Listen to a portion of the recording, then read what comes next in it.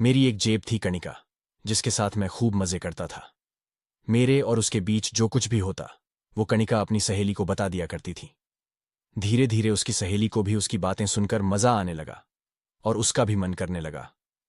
तो एक दिन वो मेरे पास आई और फिर, मेरा नाम राज है और मेरी उम्र 19 साल है। मेरे घर के पास संध्या नाम की लड़की रहती थी। वो भी 19 साल की थी। उसकी सहेली मेरी जीएफ थी। उसका नाम कणिका था। संध्या को मेरे और कणिका के बारे में सब पता था। मैं जब भी कणिका को कहीं ले जाता तो यह बात संध्या को पता होती थी, क्योंकि मैं संध्या के घर से ही कणिका को फोन किया करता था। कणिका मेरे और उसके बीच जो होता, वह सब कुछ संध्या को बता दिया करती थी। धीरे धीरे कणिका की बातें सुनकर उसका भी मन होने लगा। संध्या मेरे घर आकर मुझे पूछती, राज, कल तुमने कणिका के साथ क्या क्या किया? मैं उसे बोलता, तुझे उससे क्या लेना देना? और इस तरह से मैं उसे टाल देता था। वो मेरी तरफ देखकर शर्मा कर चली जाती थी। जब मैंने कणिका से संध्या के बारे में पूछा तो उसने बताया कि वो मेरे और उसकी सारी बातें संध्या को बता देती थी। मैं अब सब कुछ समझ गया था। एक दिन जब मैं अपने घर में काम कर रहा था तो संध्या मेरे पास आई और मुझसे बातें करने लगी।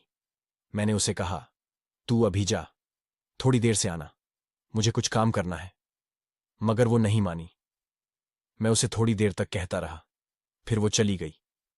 तभी मेरी मम्मी को बाजार जाना था, तो मम्मी ने मुझसे कहा, मैं थोड़ी देर से वापस आऊंगी, तुझे चाय वगैरह पीनी हो तो संध्या को बोल देना, वो बना देगी। मैंने कहा ठीक है। मम्मी के जाने के थोड़ी देर बाद संध्या फिर से मेरे पास आई और मुझे परेशान करने लगी। मैं आज अपना काम नहीं कर पा रहा था। इतने में संध्या मेरे हाथ से छीन कर भागने लगी। मैंने उसे रोकने के लिए उसका हाथ पकड़ लिया, लेकिन इस हरकत से हम दोनों को कुछ कुछ होने लगा। उसको थोड़ी देर तक पकड़ने के बाद उसने मेरा पेन मुझे वापस दे दिया। मैंने उससे कहा, मेरे लिए चाय बना दे। उसने कहा, ठीक है। वो चाय बनाने के लिए चली गई। थोड़ी देर बाद वो चाय बनाकर ले आई। उसने मुझे चाय दी और कहा, मैं घर जा रही हूं। मैंने कहा, रुकना, चाय तो पीने दे, उसके बाद चली जाना। उसने कहा, ठीक है, पी लो। मैं उसे अपने कमरे में ले गया।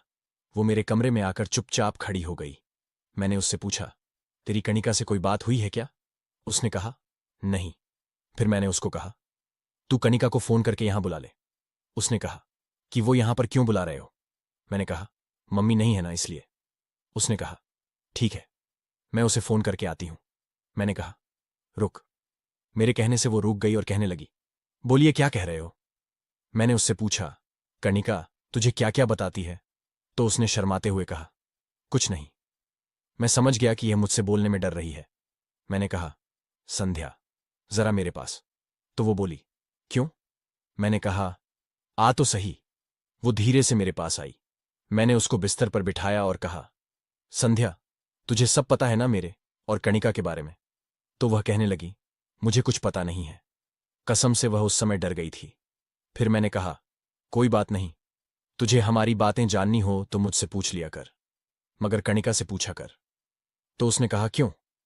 मैंने कहा, कहीं कणिका ने तेरी मम्मी को कह दिया तो? उसने धीरे से हाँ में सर हिलाया। उसके बाद मैंने उसे पूछा, तुम्हें क्या जानना है? तो उसने धीरे से ना में सर हिलाया। फिर भी मैंने उसे बताना शुरू कर दिया। थोड़ी देर तक वो ना करती रही। उसके बाद वो भी मेरी बातों को ध्यान से सुनने लगी। मैंने उसको मेरे और कणिका के बीच जो हुआ सब बता दिया। उसने मुझसे कहा, कोई और दिन की बात सुनाओ ना। जब मैंने उसे कहा, मैं अब सुनाऊंगा नहीं, बल्कि करके बताऊंगा, वो एकदम से खड़ी हो गई। वो बोली, नहीं, मुझे नहीं जाना। और वो जाने लगी तो मैंने उसका हाथ पकड़ लिया।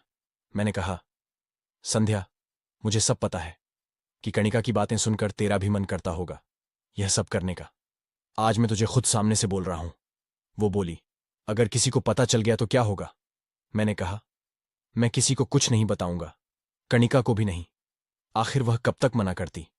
मन तो उसका भी था, तो उसने भी हां बोल दिया। करीब 2 घंटे बाद अपना काम पूरा करके बाहर आ गए। थोड़ी देर तक हमने बातें की और उसके बाद संध्या अपने घर चली गई। उस दिन के बाद संध्या का जब भी मन करता वह मेरे घर आ जाती और हम दोनों खूब मस्ती करते।